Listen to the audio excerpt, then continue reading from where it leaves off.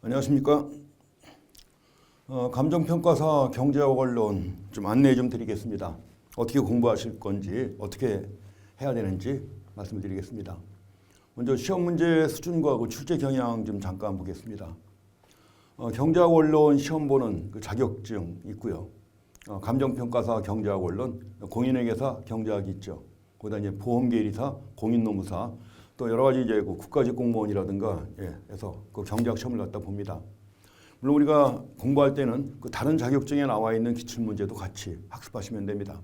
어지간한 자격증 같은 것들은 다 큐넷 들어가면 기출 문제 다 확인할 수가 있죠. 산업인력공단이 운영하는 큐넷 들어가면 감정평가사, 그다음에 공인노무사 여러 가지 그 자격증 시험 문제 다운받을 수 있습니다. 그래서 그걸 가지고 이제 확인하시면 되는 것이고, 대개 그 5가지가 이제 자격증에서는 중요하고 문제의 수준이 상당히 높아요. 그런데 그 중에서 가장 높은 수준에 해당하는 것이 바로 여러분들이 준비하시는 감정평가사입니다. 물론 이제 두 번째 이제 보험계리사나 공인회계사도 문제가 꽤 어렵게 나오죠. 그래서 그런 것들 같이 공부하시면 되겠습니다. 뭐 대개 이거 말고도 이제 여러 가지 공기업에서도 경제학 시험 문제가 나오는데 이렇게 많이 공개가 안 돼 있죠. 저도 뭐 공기업이나 이런 데서 출제 의뢰 많이 받는데 대부분 다 공개가 안 돼 있습니다. 그래서 이런 자격증 시험 중에서 감정평가사가 상당히 어려운 편입니다.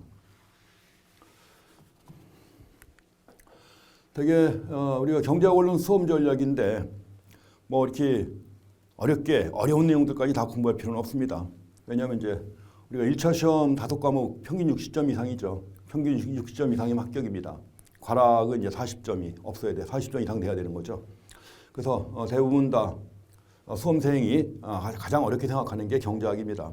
예전부터 그랬습니다. 과거에도 뭐 사법시험에 경제학이 있었는데 사법시험 준비하는 수험생들이 가장 어렵게 생각하는 게 경제학이었습니다. 그래가지고 어렵게 생각하기 때문에 합격에 필요한 최소 점수의 취득을 목표로 학습할 것을 추천합니다. 너무 어려운 내용은 생략하고 가장 기본적인 내용들 중심으로 공부하시면 됩니다.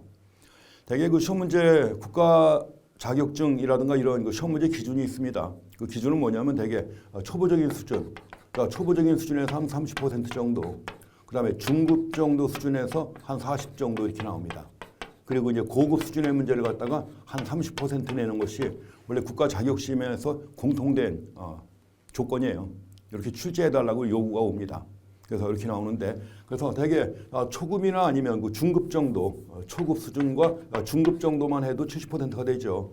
근데 고급 수준의 문제라고 하더라도 이렇게 다 진짜 어려우냐 그렇지는 않습니다. 그렇기 때문에 가장 그 기본적인 내용들 중심으로 학습하시고 또 문제 풀어보시면 충분히 80점 맞을 수 있습니다. 그래서 우리가 경제학 원론 수험 전략 해가지고 저는 80점 맞는 걸 기본으로 해가지고 교재도 구성을 했고 이렇게 만들었습니다. 지나치게 어려운 내용, 공부하기 어려운 내용들을 뺐습니다. 안 봐도 합격에 지장이 없으니까요. 그래서 이제 그런 식으로 했으니까 여러분들도 수험 전략을 그렇게 하시면 되겠습니다. 한 80점 정도 커버할 수 있는 이런 내용으로. 그래서 되게 그 배점 보게 되면 이제 미시경제학에서 미시경제학 분야에서 비교적 한 50% 정도 나옵니다. 50% 정도 나오고 거시경제학에서 한 40% 정도, 그리고 이제 국제경제학이라든가 기타 해가지고 이제 한 10% 정도가 출제가 됩니다. 그러니까 이런 그 비율로 나오기 때문에 우리 교재도 여기에 맞춰서 구성을 했습니다.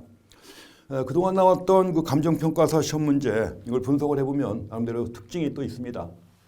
그래서 여러분들한테 권해드리고 싶은 건 그렇습니다. 가장 그 기본적인 내용들 이해하신 다음에 반복해서 기출문제를 연습하시는 게 제일 좋은 방법입니다. 여러 가지 그 다양한 함수 같은 거 많이 나오죠. 함수를 해봤자 크게 보면 4가지. 소비자 선택 이론에서 효용 함수 나옵니다. 또 생산 이론에서 생산 함수하고 비용 함수가 나오죠. 그리고 같은 형태로 해가지고 경제 성장론에서도 총 생산 함수가 나옵니다. 그렇지만 그 함수의 배경이 되는 게 다 결국은 뭐예요? 이름은 이렇게 붙어 있지만 함수의 기본적인 형태는 셋 또는 넷 중에 하나입니다. 대개 이제 코업 더글러스 함수하고 또 선형 함수, 직선 형태 리니어 함수죠. 거기다가 레온티에프 함수 3가지가 가장 기본되는 것입니다. 그래서 이런 함수의 가장 기본적인 성격만 잘 확인하시고 그 함수를 갖다 변형시킬 수 있는 이런 방법만 익혀놓으시면 이 3가지 또는 4가지 함수가 여기에 다 적용되는 거예요. 레온티에프 함수지만 효용 함수로 만들면 레온티에프 효용 함수, 또 마찬가지로 레온티에프 생산 함수 이렇게 되는 겁니다. 그래가지고 그 함수의 특징들 잘 정리해 놓으면 계산 문제도 어렵지 않게 다 해결하실 수 있습니다. 그동안 나오는 문제 보게 되면 제가 이제 감정평가사 문제만 가지고 분석을 한 겁니다. 거의 매년 출제가 되는 내용이 거의 매년 출제가 되는 내용이 한 65% 정도 됩니다. 그래서 65%에 해당하는 내용은 거의 매년 나오고, 그리고 한 2, 3년마다 한 번씩 나오는, 2 내지 3년마다 한 번씩은 꼭 나와요. 그래서 2 내지 3년마다 한 번씩은 꼭 나오는 문제가 한 25%가량 됩니다. 그러니까 이런 내용들 중심으로 정리하게 되면 이것만 해도 90점이죠. 그렇죠?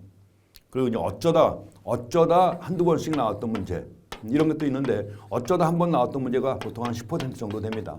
이런 문제는 관심 둘 필요가 없는 거죠. 일단 우리는 합격하는 게 목적이고 1차 시험을 통과하는 게 목적이기 때문에 따라서 어쩌다 한 번 나왔던 이런 내용들까지 신경 쓸 필요는 없습니다.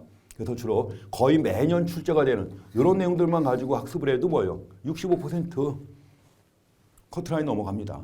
그래서 이런 내용들 중심으로 해서 가장 기본적인 내용들 정리해 보시면 되겠습니다. 그래서 거의 매년 자주 나오는 내용들 한번 주제별로 한번 정리를 해봤는데 이렇습니다. 되게 미식경제학 분야에서 거의 매번 나오다시피 하는 출제 빈도가 가장 높은 내용들입니다. 미식경제학에. 그래서 독점 기업의 행동이라든가 게임 이론도 거의 매번 나오죠. 내시균형하고 우월 전략균형 나옵니다. 그리고 이제 외부 효과하고 또 외부 효과를 내부화하는 방법, 또 소비자의 효용 극대화 조건, 가장 초보적인 내용인데 매번 나옵니다.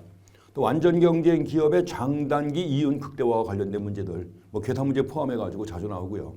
말씀드린 것처럼 코업 다글라스 함수가 제일 많이 나옵니다. 함수에서는. 그래서 생산함수, 효용함수 포함해가지고 제일 많이 나오는 것이고요. 그리고 무차별 곡선 모형을 갖다 이용한 소득 여가 선택 모형도 나옵니다. 이거는 무차별 곡선 이론이에요. 근데 이제 노동시장에서 소득 여가 선택에 적용을 하는 것이죠. 그래서 이 모형, 또 기대 효용 이론, 이런 것들이 가장 출제 빈도가 높은 이런 내용들입니다. 그리고 이와 함께 이제 공공재라든가 관련된 내용들, 또 수요 공급의 탄력성 문제, 또 소득 분배 지수 관련된 것도 있죠. 조세 부담의 귀착이라든가 대치재 보완제 이런 것들. 이런 것들이 이제 가장 기본적으로 많이 나오는 겁니다. 그러니까 이제 어쩌다 아주 어렵게 나오는 문제가 있는데 그런 문제는 특별히 신경 안 쓰셔도 합격에 지장이 없습니다. 다음에 거시경제학 분야에서 제일 많이 나오는 거, 가장 초보적인 내용인데 제일 많이 나옵니다. GDP 디플레이터하고 소비자 물가지수 관련된 내용들 많이 나와요. 그리고 또 ADAS 모형은 가장 기본되는 거죠. 총수요 총공급 모형이 있고, 물론 이제 총수요 총공급 모형과 함께 ISNM 모형도 아주 잘 나옵니다. 그다음에 이제 모형, 경제 성장 모형에서는 아무래도 솔로우의 성장 모형이 제일 많이 나옵니다. 자주 나오는 내용들이고, 게다가 통화 승수라든가 피처 방정식, 이것도 가장 초보적인 내용인데도 불구하고 매번 나옵니다. 그다음에 이제 필리프 곡선도 가장 출제 빈도가 높은 내용 중에 하나고, 그리고 통화정책, 재정정책과 관련해서 그 효과 물어보는 문제는 가장 기본적인 내용이죠. 그다음에 이제 화폐 수량설, 또 성장 회계와 솔로우 잔차라든가 그 실업률 계산하는 문제, 이거 가장 초보적인 내용 아니에요. 경제활동 참가율, 실업률, 고용률, 이거 조금 응용해가지고 약간은 머리 좀 굴리게 해서 그것도 거의 매번 나오다시피 하는 겁니다. 그다음 ISLM 모형에서는 이제 IS 곡선과 LM 곡선의 기울기와 관련된 내용들, 또 여러 가지 그 재정 정책과 통화 정책의 효과를 가지고 이거 가지고 분석을 하죠. 잘 나오는 내용입니다. 자, 그리고 소비함수 이론과 관련해 가지고는 항상 소득가설 잘 나옵니다. 그다음에 이제 화폐의 중립성, 이런 것들이 출제 빈도가 가장 높은 내용들이에요. 물론 이와 함께 여러 가지 이제 실물적 경기 변동 이론이라든가 또 실업에 관한 내용, 여러 가지 유형의 실업이 있죠. 원인과 대책들 물어봅니다. 그다음에 이제 총 공급 곡선 별도로 잘 나옵니다. 요거는 이제 총 공급 곡선은 루카스 공급함수를 갖다 활용하는 그런 내용들입니다. 그리고 리카르도 대등 정리도 의외로 꽤 자주 나오는 그런 내용이고요. 국민소득 결정 모형은 가장 초보적인 내용이죠. 그다음에 케인즈가 제시하는 유동성 함정, 이런 내용들 중심으로 해가지고 이제 정리하시면 됩니다. 그리고 그렇게 정리해 드릴 것입니다. 가지고 그런 내용들 중심으로 따라오시면 충분히 합격하실 수 있습니다. 마지막으로 그래서 이런 내용들 중심으로 한번 정리해 주면 되겠습니다. 여러분들이 한 번에 합격하실 수 있게 제가 도와드리겠습니다. 그래서 가장 중요한 내용들 중심으로 해서 정리해 가지고 한 번에 합격하시기를 소망합니다.